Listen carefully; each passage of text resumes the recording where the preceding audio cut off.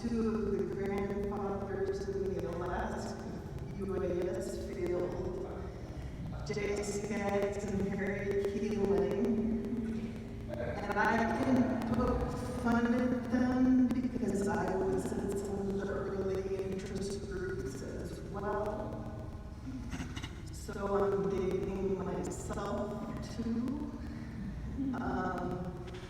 But these two gentlemen, of course, have the institutional history for what this interest group is and what this medium means to the state of Alaska. So with that, I'm handing it off to Harry and Jay to take it, guys. So how many of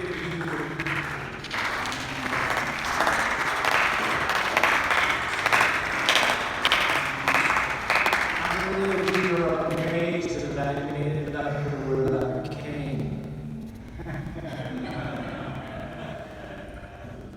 So this is all about history and tradition.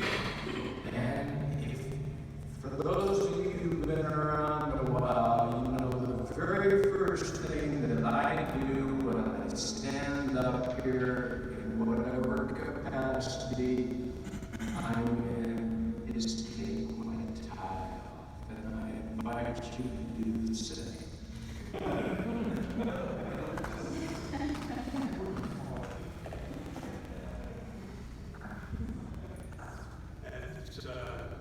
That's sort of a badge for this organization.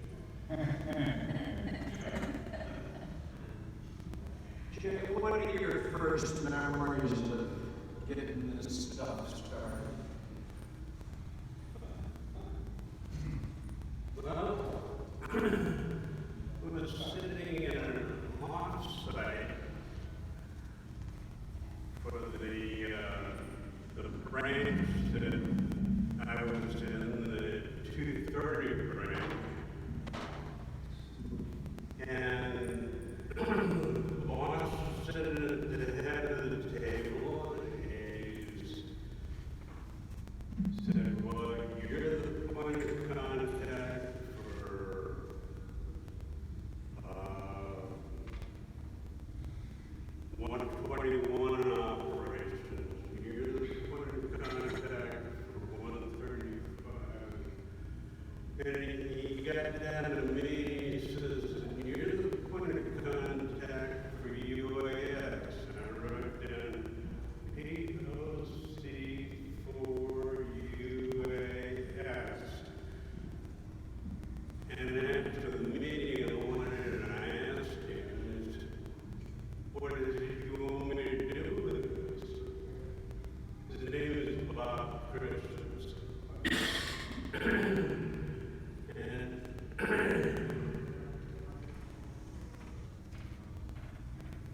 And he was one of those really intelligent bosses who said, unmanned aircraft are going to become a very important part of aviation. You need to find out what's happening in Alaska.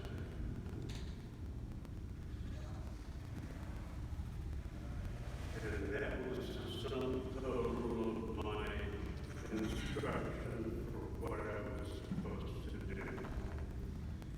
He let me go off and find people and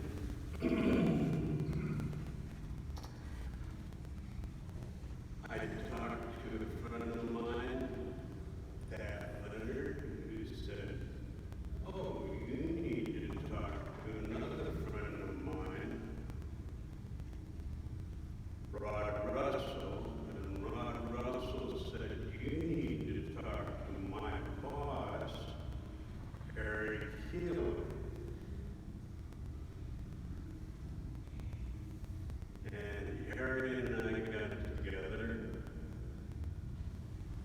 over coffee in his office. And you take it from there. Very similar story. About the same time, my boss in Boise, when I was working for the Department of the Interior, is it feedback?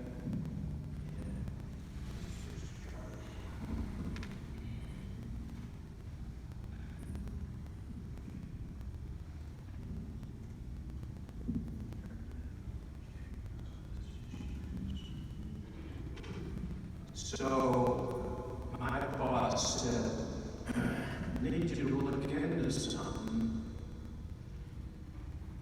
There's MMS, which I don't even remember what MMS was, changed names, but anyway, there's a guy up there that wants to fly Scan Eagle through Chuck Cheese Sea. And this is like, he said, fly a UAS. So I said, well, what's a UAS? I didn't know what it was. And I said, what's the problem? And there's no traffic up in Chuck Cheese Sea. This is 2006. Sharon Perry was the guy's name, worked for Fairweather. That started my journey. Little did I know you can't just go take a Scan Eagle in 2006 and fly wherever you want, regardless of what the danger is for midair. But so as Jay mentioned, we got together and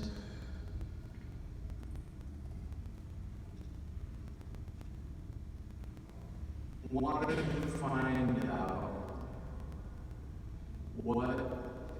who was flying UAS and what missions, and out of that grew the whole idea of a UAS interest group. Let's do this. Let's see if we got some slides up here. So, now Jay's not.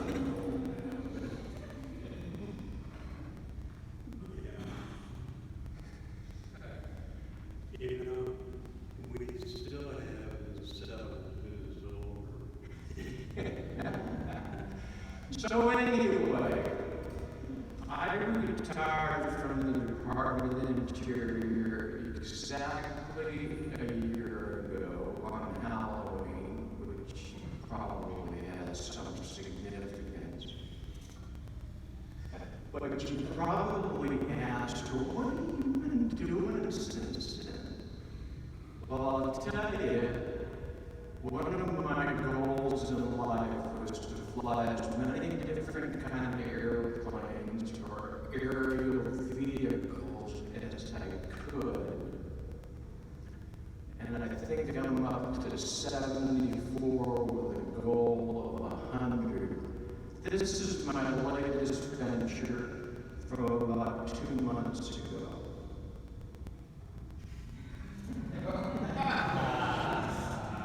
Have any of you tried this? It's really fun until you crash.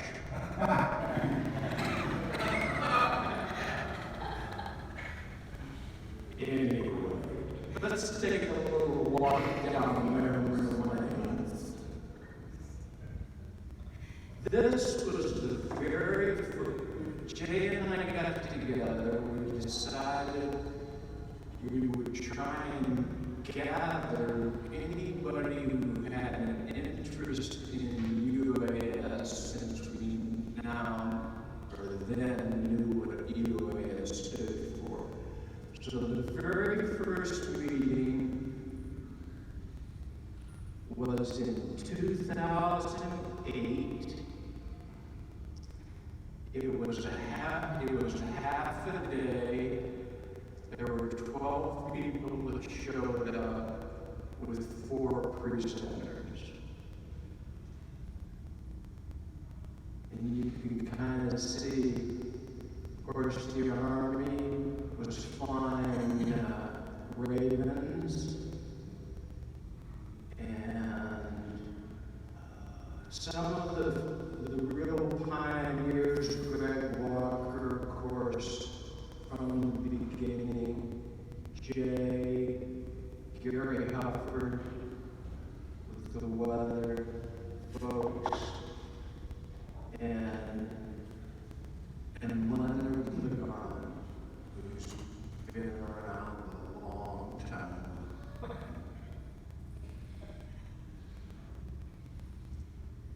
The next year that we did this, the Army guys were in Afghanistan. So they obviously couldn't come back for the conference. But they sent this picture. And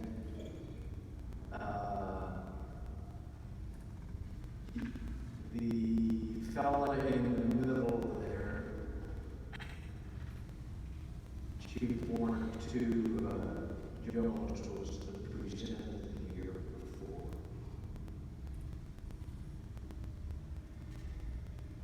Throughout these 8 or so years, you know, history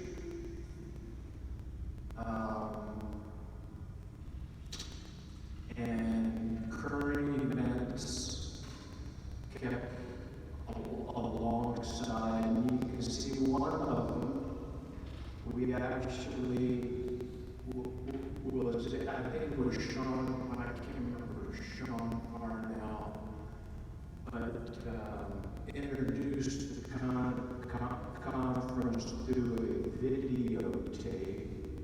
It was the same time that our great friend Ted Stevens was killed in the accident out in western Alaska.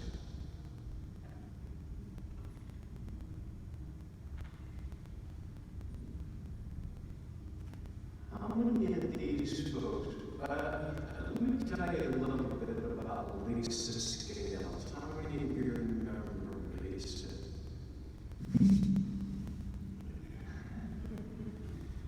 So we were trying to do this on a shoestring, and Lisa worked for USGS in Denver, and Mike Hutt, who was another pioneer, long-term, great guy, let her come up to Alaska, paid her way up, and she was kind of the administrative support while we had the meetings for a number of years. Mark Bauer, Jeff Sloan were in the first Raven class with me, flew the first mission counting sandhill cranes on Vista down in Colorado. Mike Hutt I mentioned, and of course my good friend Jay Skaggs, there from the beginning.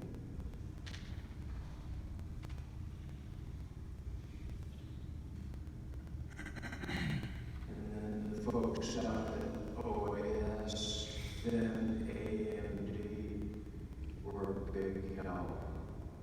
we held these initially in the well, first was in the conference room at AMD, and then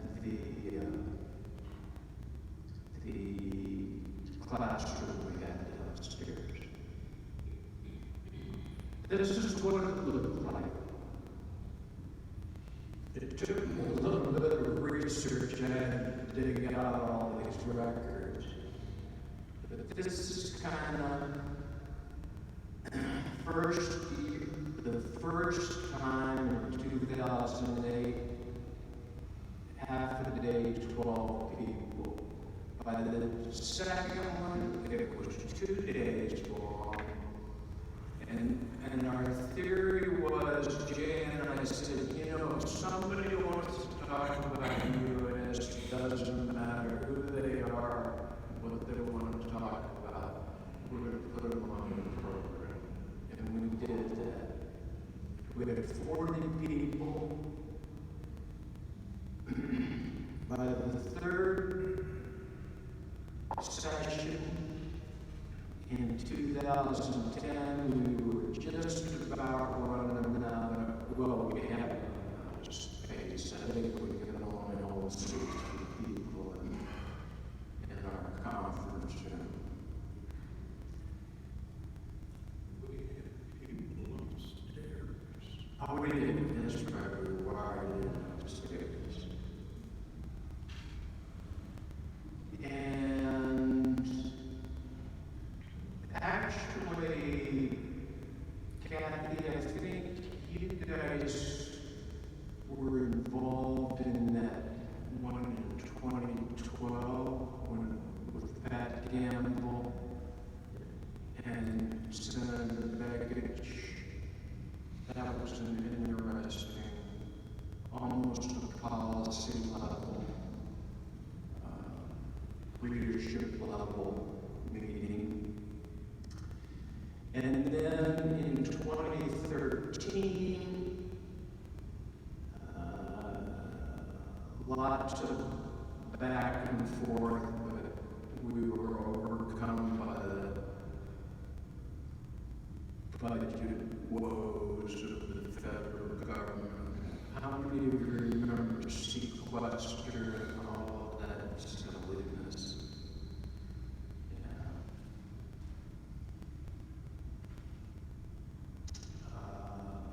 Sorry for the political statement. It is election day.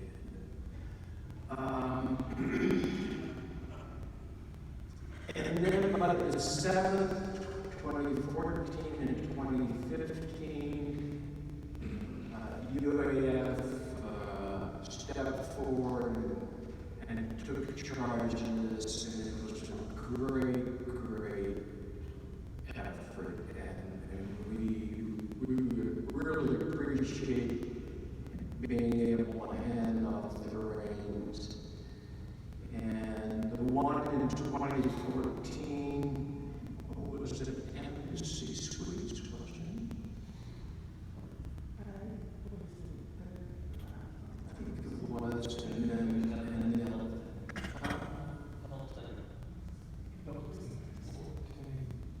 was it?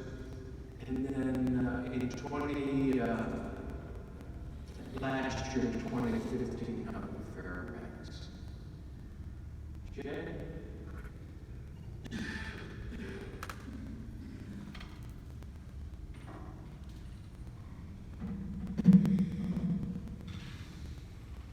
We started out with 12 folks, and in order to keep track of them, I put them on a spreadsheet. And we had their names, telephone numbers, email addresses, who they worked for, or what they did. And over the next few years, the contact list grew to 400 people,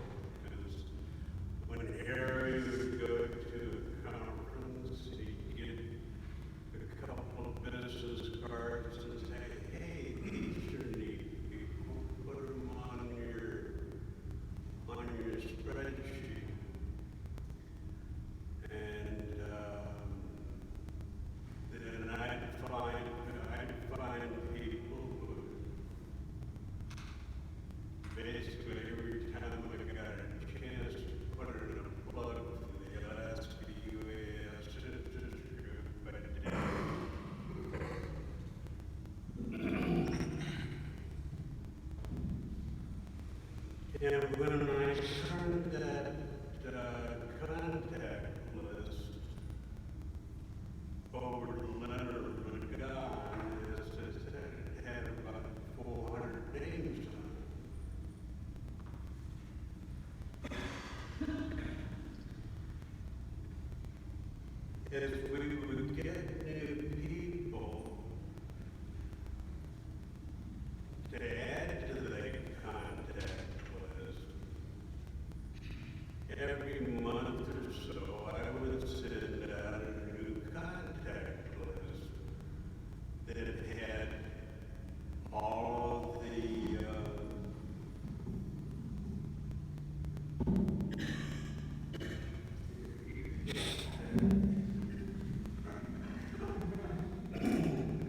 so that people could contact each other. It was a networking list. You know,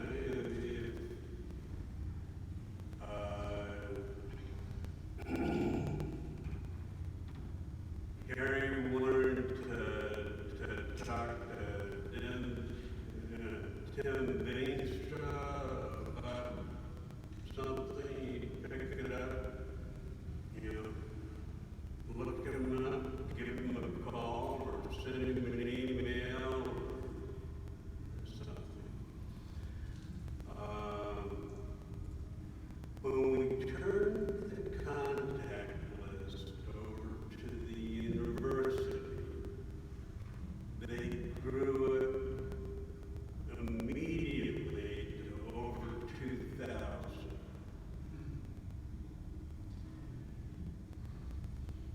It was no longer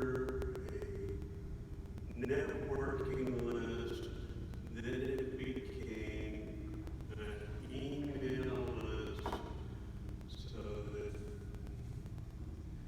Alaska UAS interest group information could be sent out to the larger group. Every now and then we would have, you know, something that was really noteworthy, and I would send a message up to the university, hey, can you send this out to everybody because it's important.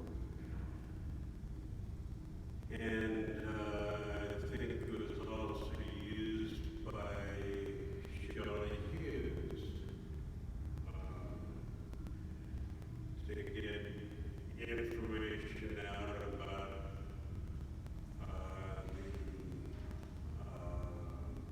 the UAS task force in Alaska and pending legislation.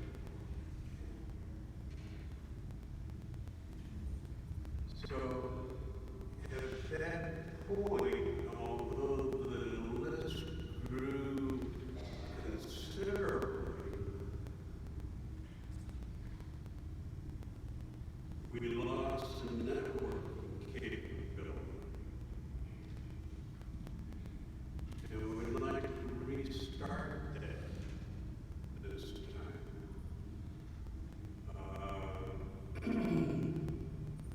I talked to Sean earlier about some way that this could be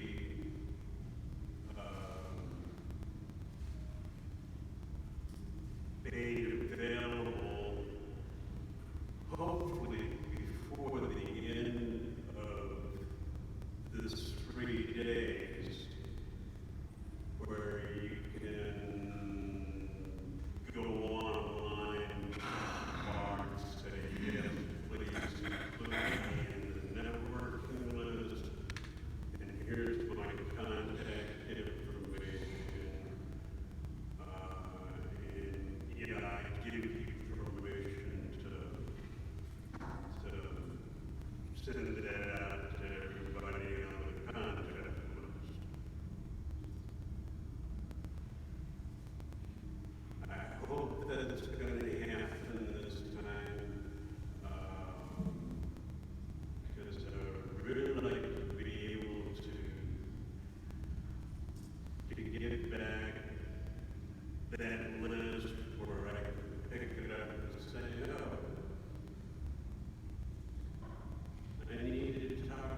Jen.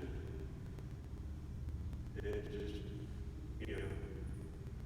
pick up my contact list, find her contact information, and send her an email, or,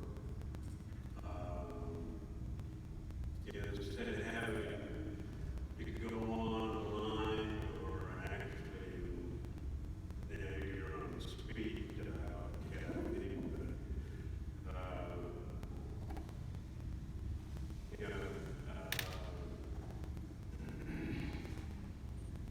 anyway, I would like to get this networking list started again as part of the last UAS interest group.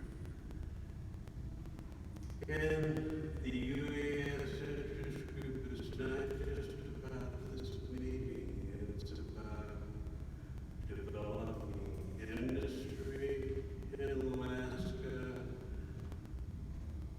and further developing our education programs and pushing the STEM programs in our public schools where they're using unmanned aircraft as part of the STEM programs.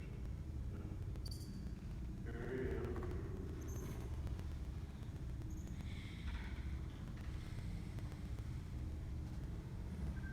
I want to do one more thing. First of all, I want to thank all of you because you are carrying on the tradition. You are the modern day crusaders. You are the modern day pioneers. I want to read a few names out. It could take me about 3 minutes. Some of the people on this list will be in the audience, but some of them won't be. But already mentioning some of these folks from the past, I see smiles and head nods. But these are folks that have contributed to this whole effort. And I just read some of the names. Greg Walker, Mike Hunt, Robin Anglis, Robbie Hood, Leonard Ligon, Bernie Sack, Mark Bauer, Jeff Sloan, Lisa Shields, Gary Hufford, Warrant Officer Jones, Tim Veenstra, Skip Nelson, J.C. Coffey, Mark Ivey, Marty Rogers, Colonel Sweetheart, Doug Marshall, Representative Shelley Hughes, Steve Perot, Brenda Mulak, Don Grant, Dave Palmer, Dallas Keller, Rob Hess, Bob McCoy, Jen Armstrong, Steve Wacko-Wachowski, Regina Ward, Tom Sakowski, Mark Lucan, Leanne Hanson, Phil Owen, David John Cox, Randy Willis, Randy Howell, Kathy Rich, Todd Stormo, Jared Kendrick, Bob Roth, Chris Rushing, Larry Belisle, Tom George, Reed Greenwood, Phil Hall, Sharon Perry, Rod Russell, Julie Stewart, Betsy Weatherhead, Brian Whiteside, And of course, Kathy Gale, Marty Rogers, Bob McCoy, and all the UAF folks. And finally, and you'll learn more about this later, and finally, my good friend Ro Bailey, who I will miss a lot. Thanks.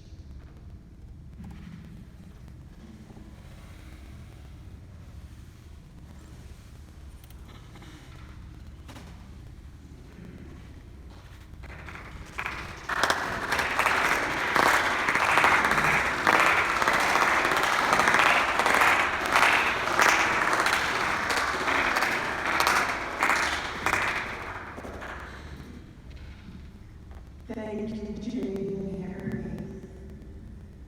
So,